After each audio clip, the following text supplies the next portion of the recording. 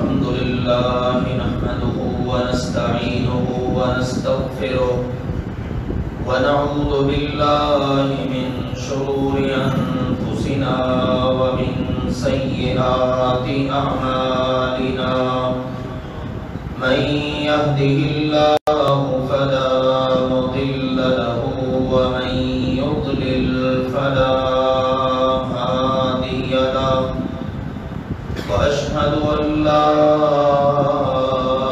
إله إلا الله وحده لا شريك له وأشهد أن محمدا عبده ورسوله أما بعد فإن خير الحديث كتاب الله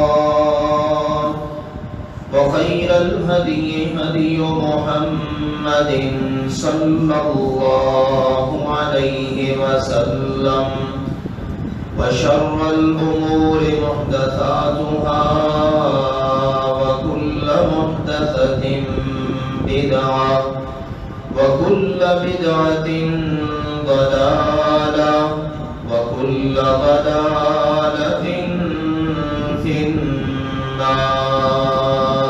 النار يا أيها الذين آمنوا اتقوا الله حق تقاته ولا تموتن إلا وأنتم مسلمون يا أيها الناس اتقوا ربكم الذي خلقكم من نفس واحدة وخلق منها زوجها وبث منهما رجالا كثيرا ونساء واتقوا الله الذي تساءلون به والأرحام إن الله كان عليكم رقيبا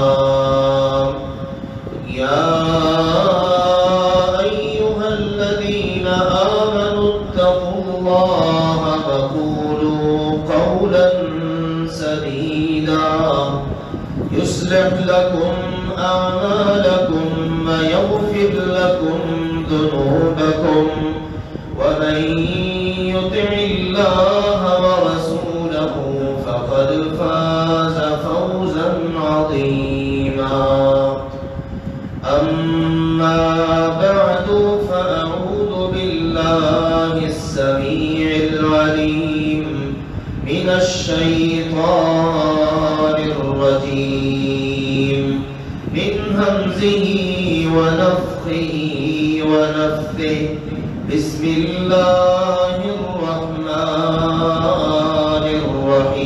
الرحيم والذين كفروا بآيات الله ولقائه أولئك يئسوا من رحمتي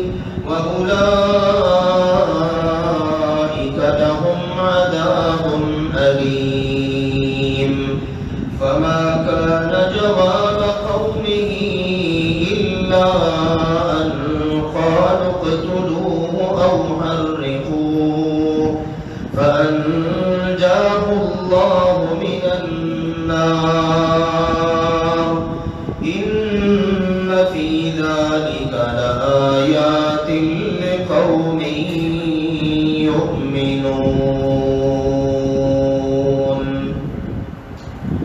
اللہ ذوالجلال والاکرام نے ارشاد فرمایا والذین کفروا بآیات اللہ ولقائه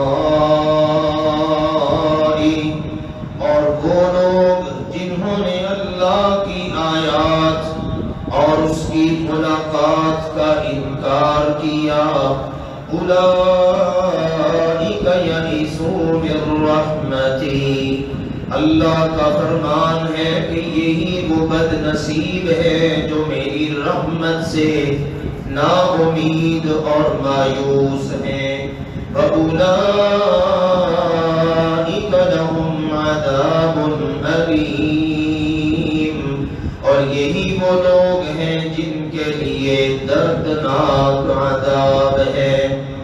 فَمَا كَانَ جَوَابَ قَوْمِهِ إِلَّا أَن قَالُوا اقْتُلُوهُ أَوْ حَرِّقُوهُ۔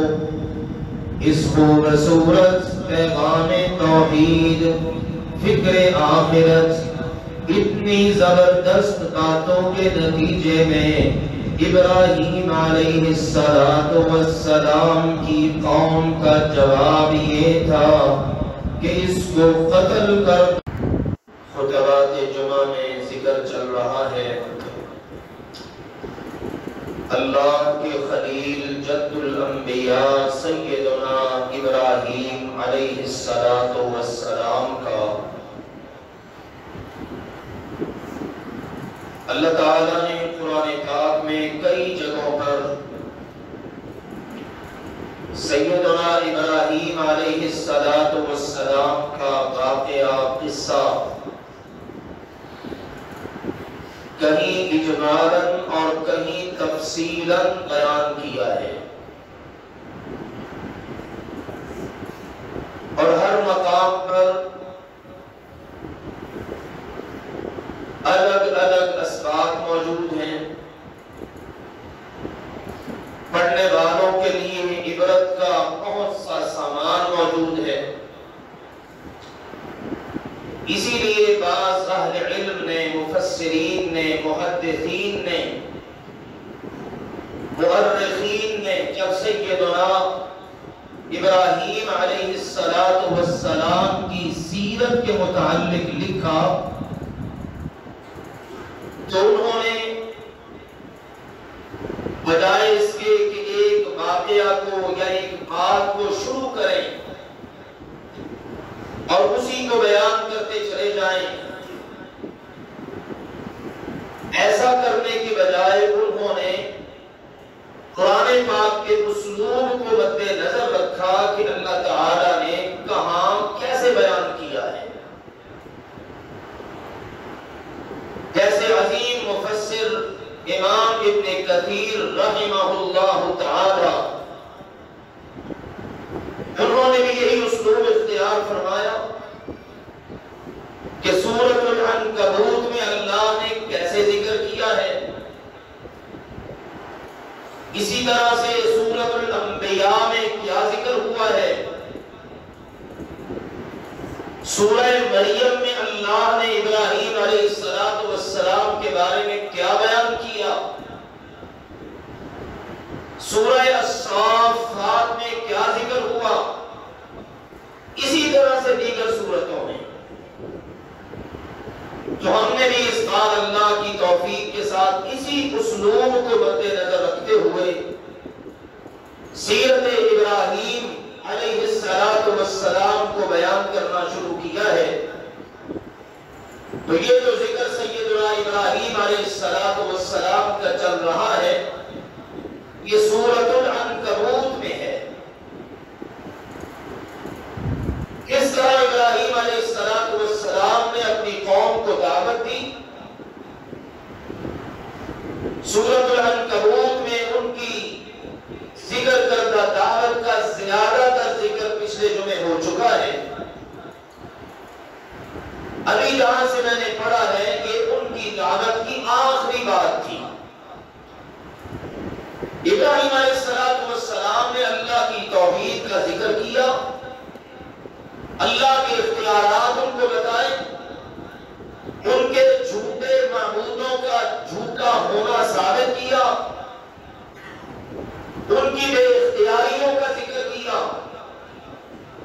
یہ تاریخ سے ایک گواہی ان کے سامنے رکھی، اگر تم میری بات نہیں مانو گے تو پہلے والی قوموں کا جنہوں نے انبیاء کی نافرمانیاں کی ہیں حال تمہارے سامنے ہے۔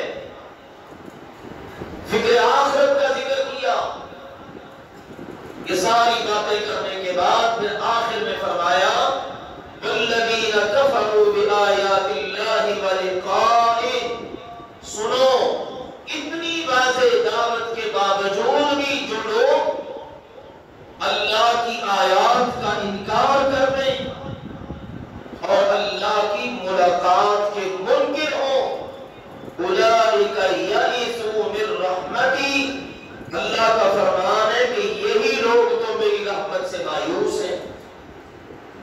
بیچاروں کو رحمت کا پتہ کیسے چلے جب انہوں نے رحمت کی آیات کو ماننا ہی نہیں، جب ان کو رحمان اور رحیم کی ملاقات کا یقین ہی نہیں، تو ان کو پھر رب کی رحمت پر ایمان اور رب کی ملاقات پر ایمان کیسے ہو؟ لہذا نتیجہ یہ ہے کہ پھر یہ لوگ اللہ کی رحمت سے ہی مایوس اور ناامید ہیں۔ دنیا میں ان کی زندگی یوں گزرے گی مایوسی کے عالم کے اندر اور بے سکونی کے عالم کے اندر، اور قیامت کے دن اولئک لہم عذاب علیم، ایسے لوگوں کے لیے دردناک عذاب ہے۔ جب سیدنا ابراہیم علیہ السلام نے یہ دعوت ان کے سامنے رکھی اور جواب کیا مل رہا ہے؟ بجائے اس کے کہ وہ غور و فکر کرتے، وہ سوچتے چلو یار آخر اس نے بات کی ہے، سوچے تو صحیح، تو غور ہی کر لیں، کیا معلوم ان کی بات سچی ہو، لیکن نہیں۔ اللہ نے کہا فَمَا كَانَ جَوَابَ قَوْمِهِ، جیسے ابراہیم علیہ السلام کی بات پوری ہوئی، فوراً جواب میں قوم کہنے لگی، اور کوئی جواب نہیں دیا الا صرف یہ جواب دیا ان قالوا، یہ کہ کہنے لگے اقتلوہ او حرقوہ، ہمارے سامنے تو بس دو ہی صورتیں ہیں، یا تو ابراہیم کو قتل کر دو یا اس کو آگ میں جلا دو۔ یہ منصوبہ بننے لگا۔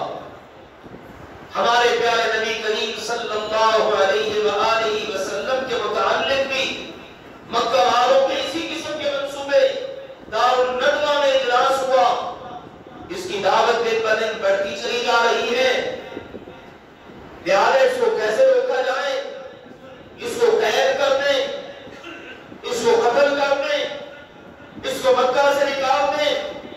لیکن دیکھیے بات اللہ کی ہے، اور مکروا، یہ زمین پر چالیں چلتے ہیں، وَمَكَرَ اللَّهُ، اللہ آسمان پہ تدبیر کرتا ہے، وَاللَّهُ خَيْرُ الْمَاكِرِينَ، ہمیشہ تدبیر غالب کس کی آتی ہے؟ اللہ کی۔ اللہ نے اپنے مصطفیٰ کریم کو نکالا، مدینہ منورہ میں آپ کے قدم مبارک لگے، اور دیکھ لیجیے دعوت کہاں کی کہاں پہنچ گئی۔ اب ابراہیم علیہ السلام کے متعلق بھی ایسے ہی منصوبے، اس کو یا قتل کر دو یا اس کو جلا دو۔ اب دوسری بات پاس ہو گئی، آگ جلاؤ اور اس آگ کے اندر اس کو پھینک دو۔ اس کا تذکرہ انشاءاللہ سورۃ الانبیاء میں ہم کریں گے۔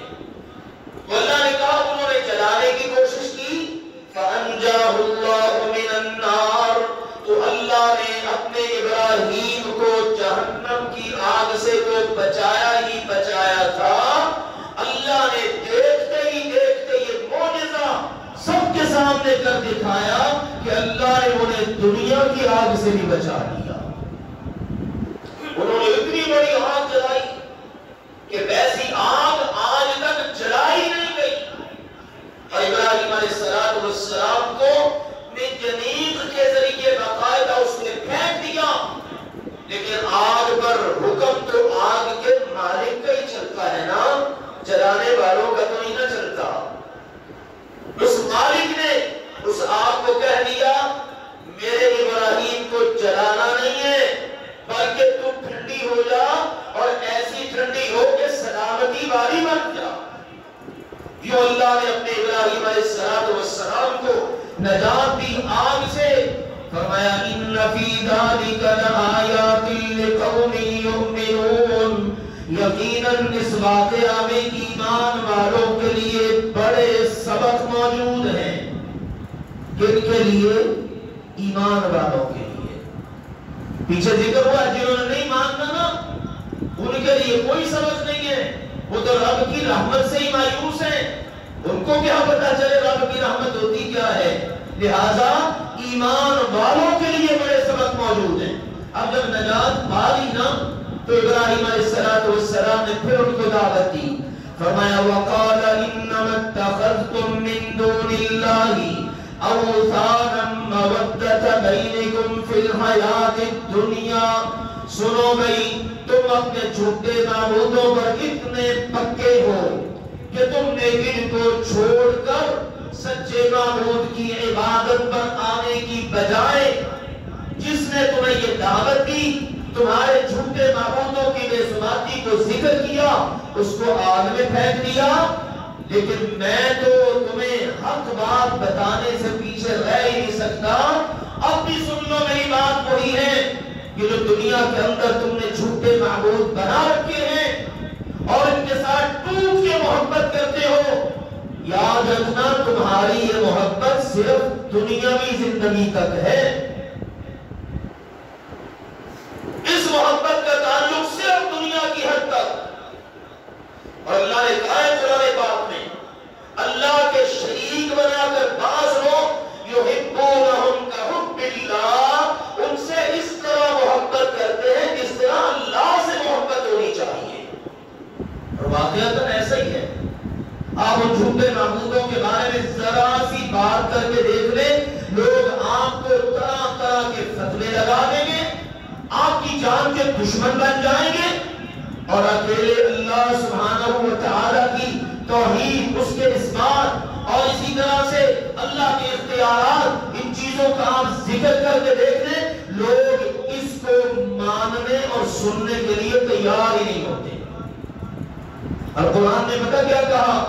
وَإِذَا ذُكِرَ اللَّهُ وَحْدَهُ اشْمَأَزَّتْ قُلُوبُ الَّذِينَ لَا يُؤْمِنُونَ بِالْآخِرَةِ وَإِذَا ذُكِرَ الَّذِينَ مِن دُونِهِ إِذَا هُمْ يَسْتَبْشِرُونَ، جب اکیلے اللہ کا ذکر ہو، اللہ ہی خالق، اللہ ہی مالک، اللہ ہی شفا دینے والا، اللہ ہی مشکل کشا، اللہ ہی حاجت روا، اکیلے اللہ کا ذکر کرو تو جن لوگوں کے دلوں میں ایمان نہیں ہے، آخرت پر ان کا ایمان نہیں، ان کے دل گھٹنا شروع ہو جاتے ہیں،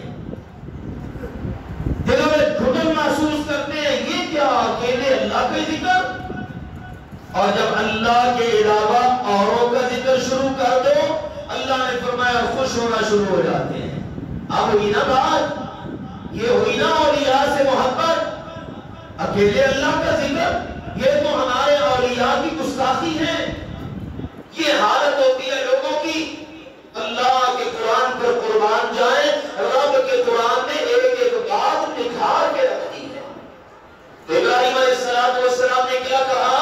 وَقَالَ إِنَّمَا اتَّخَذْتُم مِّن دُونِ اللَّهِ أَوْثَانًا مَوَدَّةَ بَيْنِكُمْ فِي الْحَيَاةِ الدُّنْيَا، یہ جو تم نے جھوٹے معبود بنا لیے، یہ جو بت بنائے ہوئے ہیں اور ان سے بڑی محبت کرتے ہو، یاد رکھو یہ تمہاری محبت، اس کا تعلق صرف دنیا کی زندگی کی حد تک ہے، کہ دنیا میں تمہاری محبت ہے۔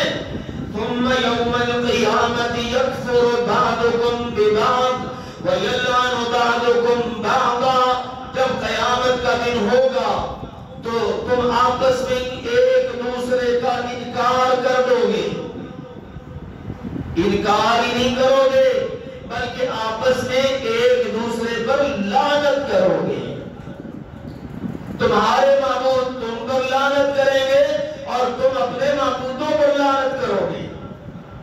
اور اللہ نے قرآن پاک میں وضاحتیں کر دی ہیں، کئی جگہ یہ موضوع ہے، کھڑے ہوں گے سارے، اللہ کہے گا واقفوہم انہم مسئولون، ذرا ان کو روکو، ان سے ایک سوال تو کر لیں، مالکم لا تناصرون، ہاں بھئی آج ایک دوسرے کی مدد کیوں نہیں کر رہے؟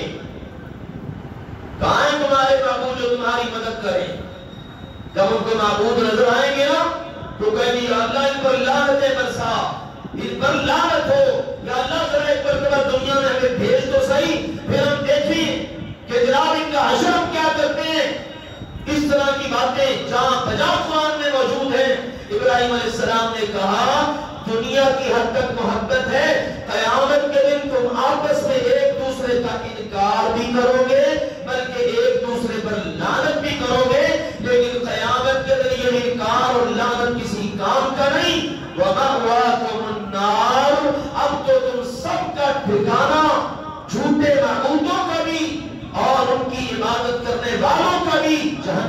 آگ ہوگا.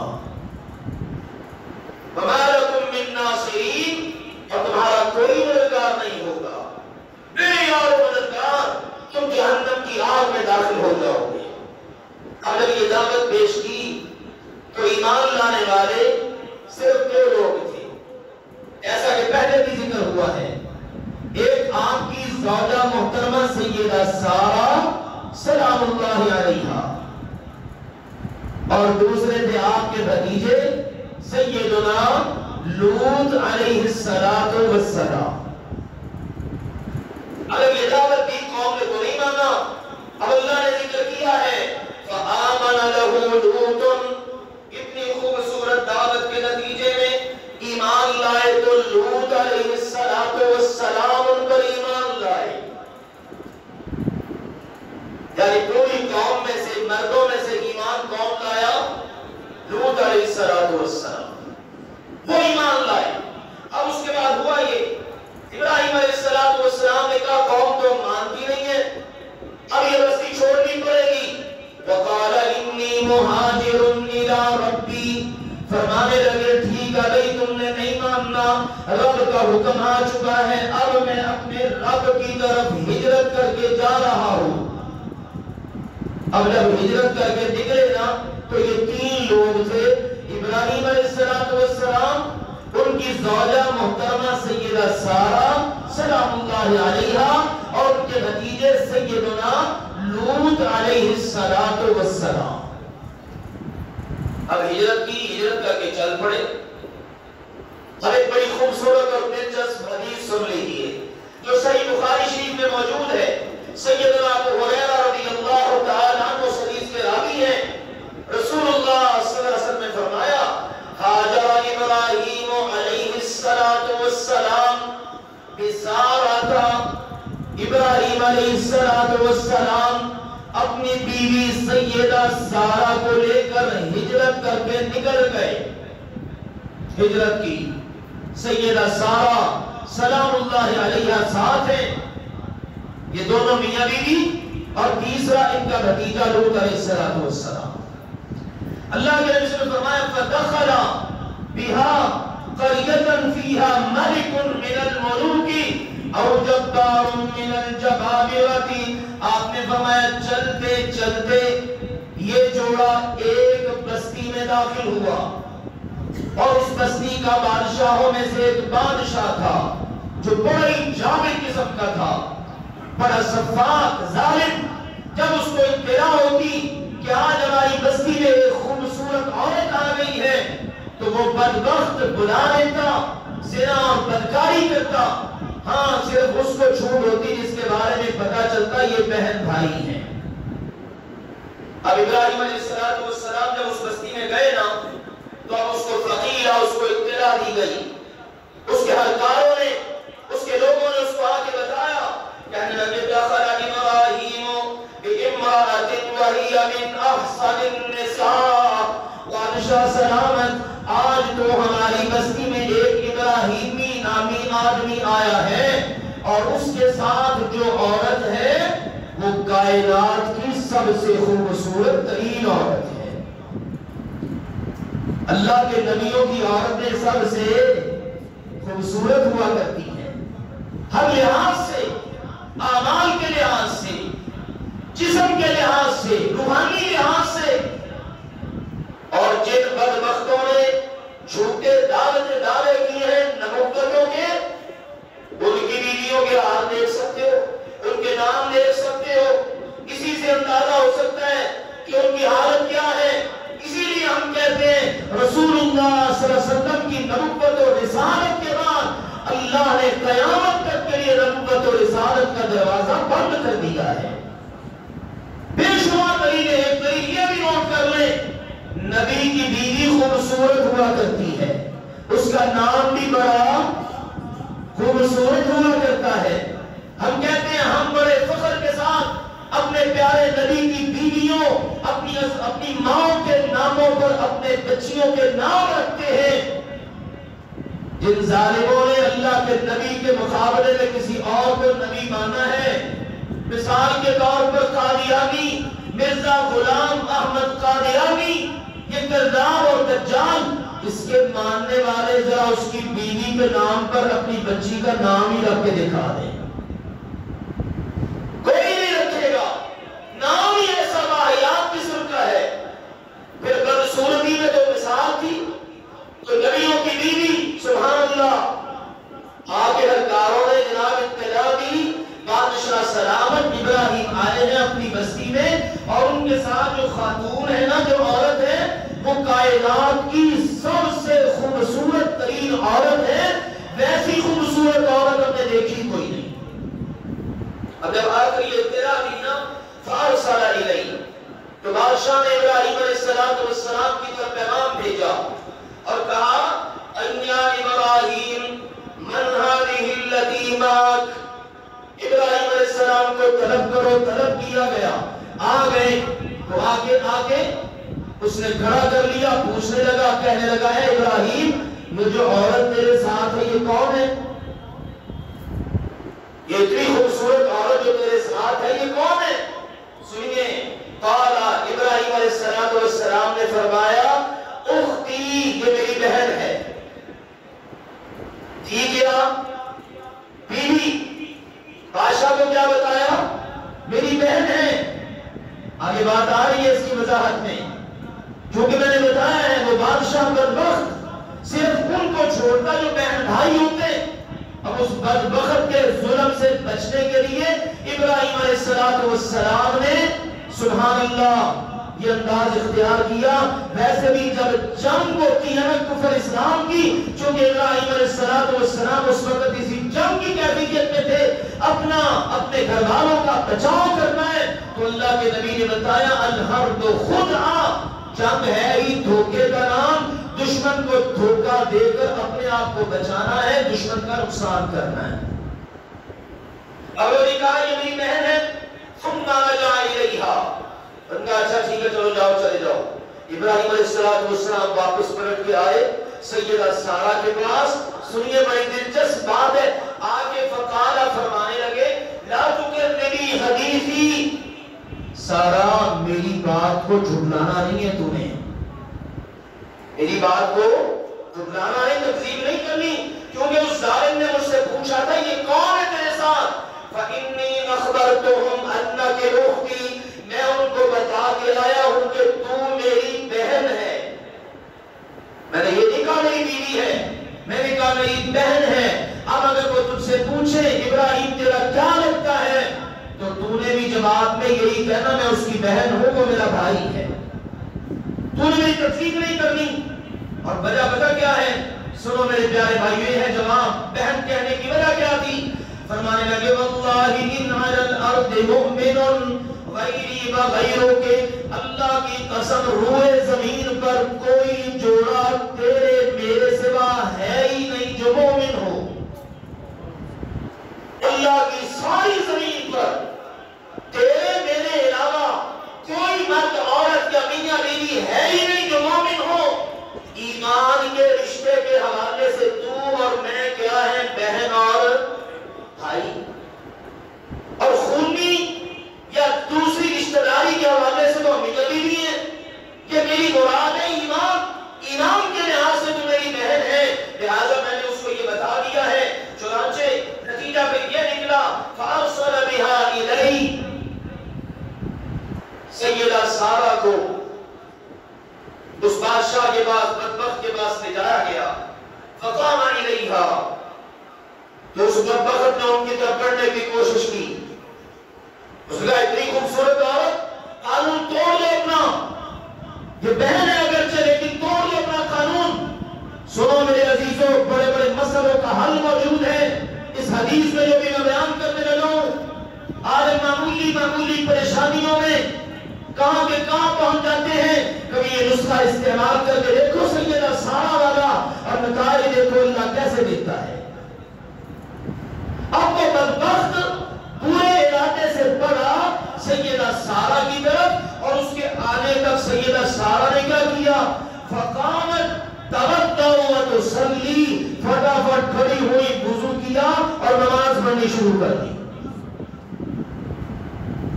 وہ جھوٹا بادشاہ ہے ایک بستی کا، اور یہ کس کے سامنے کھڑی ہے؟ جو سچا بادشاہ ہے ساری کائنات کا، یہ اس کے سامنے کھڑی ہو گئی، نماز پڑھنی شروع کر دی۔ وہ آیا اور ادھر سے کیا نکل رہا ہے زبان سے؟ فقالت، سیدہ نے نماز پڑھی 2 رکعتیں اور دعا شروع کر دی۔ کیا دعا ہو رہی ہے؟ کہنے لگی اللہم ان کنت آمنت بکا وبرسولکا، اللہ تو جانتا ہے میں تجھ پر بھی ایمان رکھتی ہوں اور تیرے رسول ابراہیم پر بھی ایمان رکھتی ہوں، میرا تجھ پر بھی ایمان ہے، تیرے رسول پر بھی ایمان ہے، اور میرے اللہ تو جانتا ہے وَأَحْسَنْتُ فَرَجِي إِلَّا عَلَى زَوْجِي، میں نے اپنی عزت ناموس کو کبھی اپنے شوہر کے علاوہ کسی کے سامنے کھلنے ہی نہیں دیا، اپنے وجود کی حفاظت کی ہے، میرا یہ وجود تیرے خلیل کی امانت، میرے شوہر کی امانت ہے، اللہ تو جانتا ہے میں نے اس کی کیسے کیسے حفاظت کی ہے۔ آج اگر یہ تیرے نبی کا دشمن آج اگر اس وجود کو اپنے گندے ناپاک ہاتھ لگا دے تو میرا ایمان اور میری پاک دامنی کہاں جائے؟ جو اللہ کے آگے کھڑی ہے اور یہ دعائیں ہو رہی ہیں، اللہم ان کنت آمنت بکا وبرسولکا، اللہ آج تجھ پر تیرے رسول پر ایمان لانے والی اتنی بڑی آزمائش میں آئی کھڑی ہے، یہ جابر یہ بدبخت بادشاہ کیا سلوک کر سکتا ہے؟ میں نے تو کبھی سوچا بھی نہیں، اور میں نے آج تک اپنے شوہر کے علاوہ کسی کا منہ تک نہیں دیکھا، اللہ کیا بنے گا؟ لہذا اللہ تیری بارگاہ میں ہی دعا ہے فَلَا تُسَلِّطْ عَلَيَّ الْكَافِرِ، اس کافر کو میرے اوپر تسلط کا موقع ہی نہ دینا، اللہ یہ مجھے ہاتھ ہی نہ لگا پائے۔ ادھر دعا پوری ہوئی اور ادھر نتیجہ کیا نکلا؟ فَقُدَّ حَتَّى رَكَضَ بِرِجْلِهِ، اللہ تعالیٰ نے فرمایا ایسی اس کے اوپر کیفیت بدبخت کے اوپر طاری ہوئی کہ وہ زمین کے اندر اپنے قدموں کے بل دھسنا شروع ہو گیا۔ اللہ نے یوں اپنی بندی کی دعا کو قبول کیا۔ یہ ہے طریقہ میرے عزیزوں مشکلات سے نکلنے کا۔ تو اس حدیث سے بھی پتا چلا اس وقت ایمان والے تھے سیدنا ابراہیم، سیدہ سارہ، سیدنا لوط علیہ السلام، ان کے علاوہ باقی سارے کافر تھے، اور اللہ ذوالجلال والاکرام نے یوں ہجرت کے سفر میں ان کی مدد فرمائی، ان کی حفاظت کی، اور اللہ نے کہا ہے انہو هو العزیز الحکیم، یقیناً وہ اللہ ہمیشہ سے ہر چیز پر پوری طرح غالب ہے، تمام تر حکمتوں کا مالک ہے۔ انشاءاللہ اس کے بعد اگلا تذکرہ کچھ آیات ابھی اس صورت میں ہے، اور اس کے بعد انشاءاللہ سورہ مریم میں کیا ذکر ہے کہ اپنے والد صاحب کو دعوت دی ابراہیم علیہ السلام نے، اس کا ذکر انشاءاللہ اگلے جمعے کریں گے۔ وآخر دعوانا ان الحمدللہ رب العالمین۔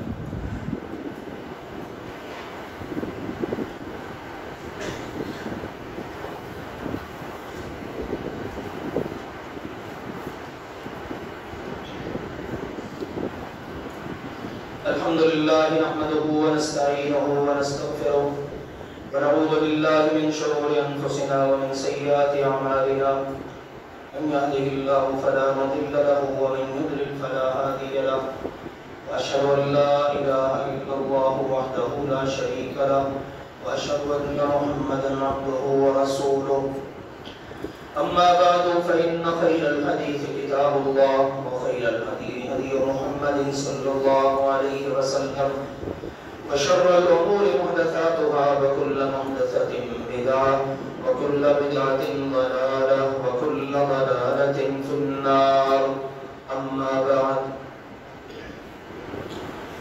عزیز بھائیوں اور محترم بزرگوں، رواں ہفتے بھی کرونا وائرس کی وجہ سے بہت سارے احباب کی وفات ہوئی ہے، اور یہ معاملہ ابھی تک بڑھتا جا رہا ہے۔ بہت سارے لوگوں کے اپنے تبصرے اور اپنی باتیں تھیں کہ جب گرمی کی شدت ہوتی ہے تو یہ وائرس ختم ہو جاتا ہے، اسی طرح بعض لوگوں نے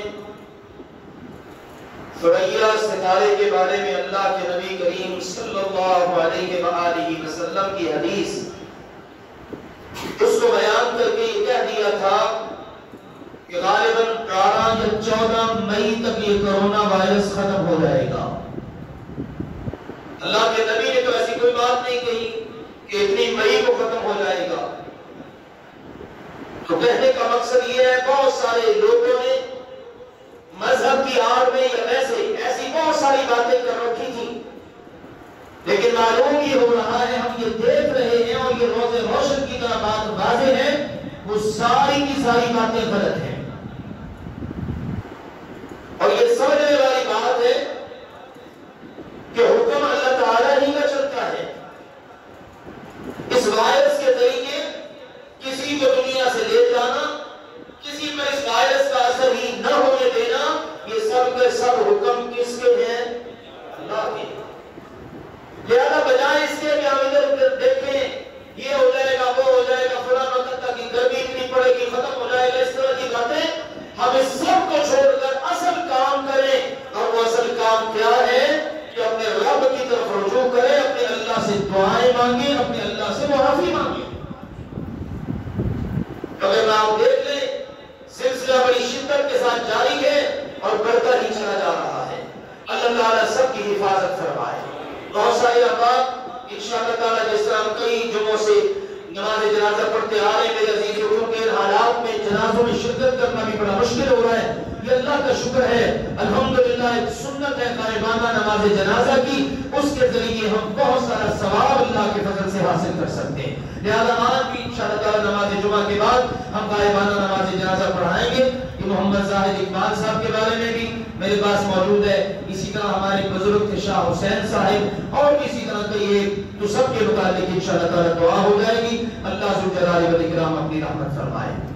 دوسری گزارش ہے میرے عزیزوں، قربانی کا وقت اب چونکہ قریب آ رہا ہے، اللہ کے فضل و کرم سے حالات تو بڑی تیزی کے ساتھ اتار چڑھاؤ کا شکار ہیں۔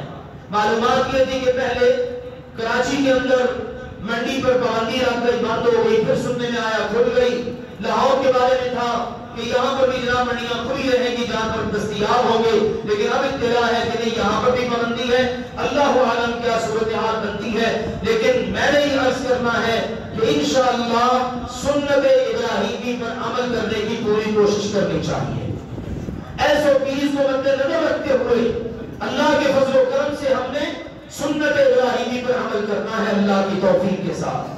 انشاءاللہ تعالیٰ سابقہ روایات کے مطابق اپنے اس مرکز کے زیر انتظام اس بار بھی انشاءاللہ تعالیٰ گائے کی اجتماعی قربانی کا انشاءاللہ انتظام ہوگا۔